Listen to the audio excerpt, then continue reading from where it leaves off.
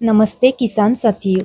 पिछले वीडियो में मैंने आपको 6 टाइम कल्टीवेटर को रिसीवर माउंट मास्टर अटैचमेंट से कैसे जोड़ते हैं और उसका वर्किंग कैसे होता है, ये अगले वीडियो में मैं दिखाने वाली हूँ, ऐसा कहा था। तो आज के इस वीडियो में मैं आपको वही पूरी जानकारी देने वाली हूँ। अगर आप खेती में कम मेहनत और ज़्यादा फायदा चाहते हैं तो ये वीडियो आपके लिए बहुत ही काम का होने वाला है। वीडियो को अंत तक जरूर देखें। अभी मैं रिसीवर माउंट मास्टर अटैचमेंट को थोड़ा नीचे ले रही हूँ ताकि मुझे 6 टाइम कल्टीवेटर जोड़ने में आसानी हो जाए। इससे अटैचमेंट को सही पोजीशन में सेट करना आसान हो जाता है और बिना ज़्यादा मेहनत के आप इसे आराम से फिट कर सकते हैं।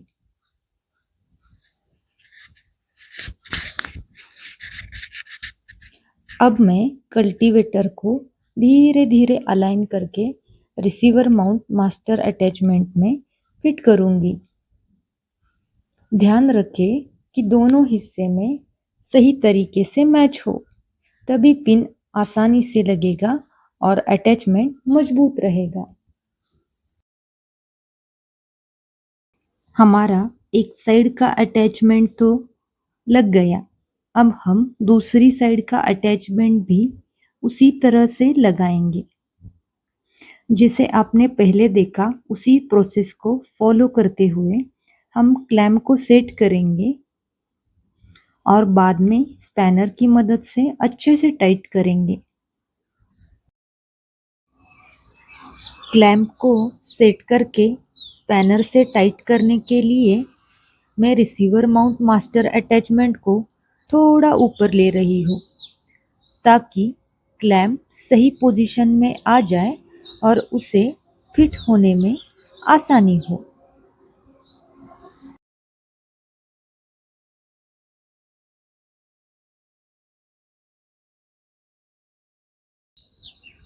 रिसीवर माउंट अटैचमेंट अब ऊपर की पोजीशन में धीरे धीरे आ रहा है।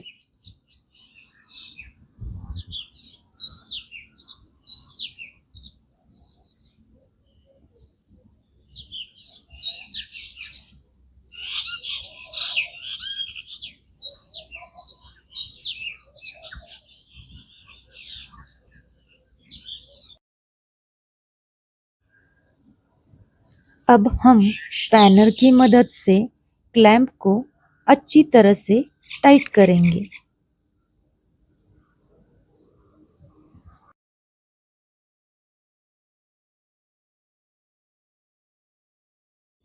ध्यान रखें कि क्लैंप पूरी तरह कस जाए ताकि अटैचमेंट मजबूती से फिट हो जाए और काम के दौरान कोई ढीलापन न रहे।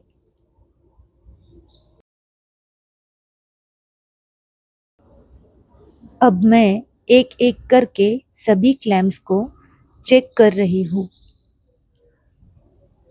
कहीं भी ढीलापन नहीं होना चाहिए। अगर क्लैंप ठीक से टाइट नहीं होगा तो काम करते समय अटैचमेंट हिल भी सकता है, जिससे काम की क्वालिटी पर असर पड़ता है। इसलिए हर क्लैंप को बराबर और मजबूती से कसना बहुत ही जरूरी है। इस तरह सही तरीके से टाइट करने पर मशीन स्मूथ चलती है और खेत में काम भी एक समान होता है।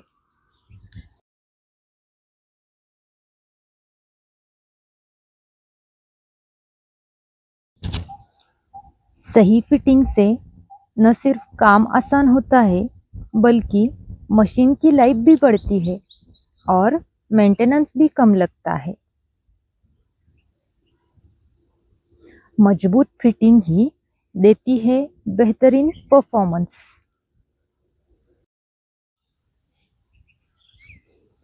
अब इसी तरह मैं दूसरी साइड का अटैचमेंट भी कनेक्ट कर रही हूँ। सबसे पहले हम अटैचमेंट को सही पोजीशन में लाएंगे।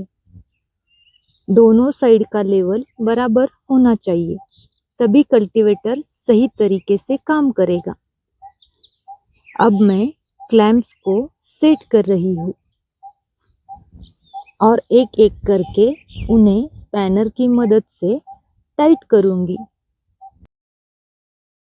अब आप देख सकते हैं कि दूसरी साइड का अटैचमेंट भी पूरी तरह से फिट हो चुका है।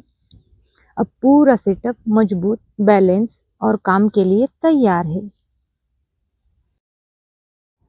चलो अब अटैचमेंट को ऊपर लेकर हम सीधे खेत में चलते हैं, ताकि इसका वर्किंग आपको लाइव दिखा सके। चलिए, पहली ट्रायल हम अपने सहजन के फार्म में लेने वाले हैं।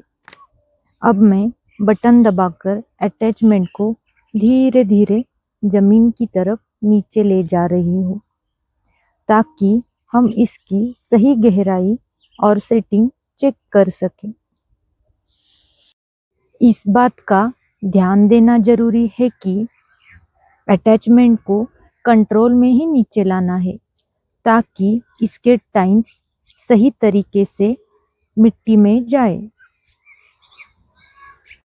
अब हम इसका वर्किंग देखेंगे कि ये जमीन में कैसे परफॉर्म करता है। सबसे पहले तो मशीन चलते ही मिट्टी के ऊपर का कचरा और सूखा अवशेष कल्टीवेटर के साथ इकट्ठा हो रहा था। जैसे जैसे मशीन आगे बढ़ती है, ऊपरी परत में पड़े हुए घास, फूस, बेकार चीजें और अवशेष एक जगह इकट्ठा होकर खेत साफ होने लगता है और आगे की जुताई और भी आसान हो जाती है। खास बात यह है कि ये कचरा अलग होकर मिट्टी को साफ और तैयार करता है, जिससे बुआई के लिए बेहतर जमीन बन सकती है। जैसे जैसे मशीन आगे बढ़ती है, वैसे वैसे मिट्टी पलटती जा रही है और खेत की ऊपरी परत एक समान हो रही है। आप ध्यान से देख सकते हैं कि 6 टाइन कल्टीवेटर की टाइन्स मिट्टी के अंदर जाकर उसे अच्छे से ढीला कर रही है। इससे मिट्टी में हवा और नमी का संतुलन बेहतर होता है, जो फसल की अच्छी ग्रोथ के लिए बहुत जरूरी है। अब आप साफ देख सकते हैं कि काम कितनी स्मूथ और तेजी से हो रहा है और मेहनत भी काफी कम लग रही है।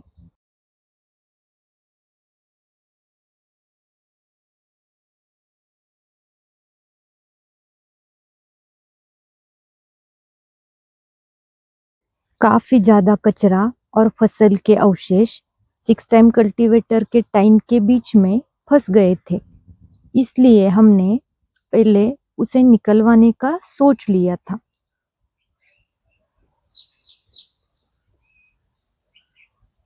ऐसा करना जरूरी होता है ताकि मशीन स्मूथ तरीके से काम करे और टाइन्स पर इसका कोई अतिरिक्त दबाव न पड़े। अब रास्ता साफ होने के बाद जुताई भी एक समान हो रही थी। बाद में हम मशीन को उस खेत में लेकर गए जहां हमारी गेहूं की फसल कट चुकी थी। हम वहां पर ट्रायल लेना चाहते थे, ताकि अलग अलग तरह की जमीन में इसकी परफॉर्मेंस देख सके। उस खेत में कट चुकी फसल के रूट्स और खरपतवार काफी ज्यादा मात्रा में मौजूद थे और जमीन भी थोड़ी अनइवन थी, मतलब बेड पूरी तरह बराबर नहीं थे। ऐसे कंडीशन में मशीन का सही काम करना थोड़ा चुनौतीपूर्ण होता है, लेकिन फिर भी हमने ट्रायल लेकर देखा कि ये मशीन वहाँ कैसे परफॉर्म करती है। अब आप भी देख सकते हैं कि मशीन इन कठिन परिस्थितियों में भी धीरे धीरे आगे बढ़ते हुए काम कर रही है। टाइन्स जमीन के अंदर जाकर रूट्स और खरपतवार को तोड़ने की कोशिश कर रहे हैं और अनइवन जमीन में भी मिट्टी को काफी हद तक बराबर कर रही है।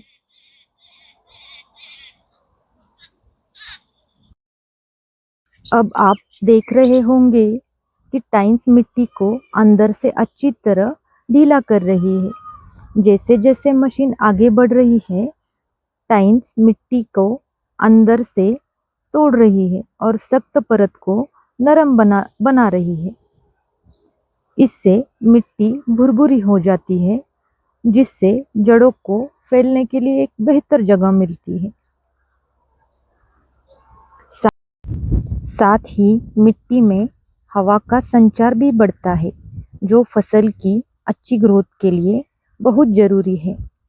अब आप ध्यान से देख सकते हैं कि मिट्टी एक समान तरीके से पलट रही है और खेत की सतह भी बराबर बना रही है। इस प्रक्रिया से पानी मिट्टी में अच्छे से समा पाता है और नमी ज़्यादा समय तक बनी रहती है। इससे आने वाली फसल को बेहतर पोषण और मजबूत पकड़ मिलती है। मशीन अनइवन जमीन में भी अच्छा काम कर रही है। कम समय में ज़्यादा एरिया कवर हो रहा है, जिससे समय और मेहनत दोनों की बचत होती है। अब हम उस प्लॉट में ट्रायल लेने जा रहे हैं जहां ज्वार की फसल कट चुकी है। अब मैं अटैचमेंट का बटन प्रेस करके अटैचमेंट को धीरे धीरे मिट्टी की तरफ नीचे ले जा रही हूँ। अब अटैचमेंट सही गहराई पर आ चुका है। आप देख रहे होंगे कि टाइन्स मिट्टी में प्रवेश करते ही काम शुरू कर रही है और मिट्टी को ढीला कर रही है। जमीन की मध्यम गहराई तक जुताई करना मुख्य रूप से मौसमी फसलों की तैयारी और मिट्टी की गुणवत्ता बनाए रखने के लिए बहुत ही फायदेमंद होता है। ऐसी जुताई करने से मिट्टी भुरभुरी हो जाती है, जिससे हवा का संचार अच्छा होता है और पानी सोखने की क्षमता भी बढ़ती है।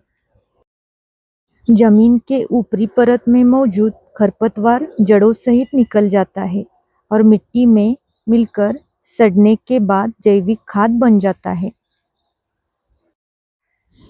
गोबर खाद और अन्य जैविक खाद इस गहराई तक अच्छी तरह मिल जाते हैं, जिससे पौधों को पोषक तत्व आसानी से मिलते हैं। गन्ना, आलू, अदरक और सब्जियों की खेती के लिए 15 से 20 सेंटीमीटर यानी कि मध्यम गहराई तक की जुताई बहुत ही लाभदायक होती है। बहुत गहरी जुताई की तुलना में मध्यम जुताई में कम ईंधन और समय कम लगता है, जिससे किसानों का खर्चा कम होता है। इस जमीन में ट्रायल लेते वक्त हमने आड़ी तिरछी जुताई की थी, यानी खेत को पहले एक दिशा में और फिर दूसरी दिशा में जोता गया, ताकि मिट्टी पूरी तरह पलट जाए और अच्छी तरह तैयार हो सके। इस तरीके से जुताई करने का सबसे बड़ा फायदा यह होता है कि मिट्टी ज़्यादा भुरभुरी और मुलायम बन जाती है। साथ ही जमीन में जो भी पुरानी खरपतवार या जड़ों के अवशेष होते हैं, वो पूरी तरह खत्म हो जाते हैं।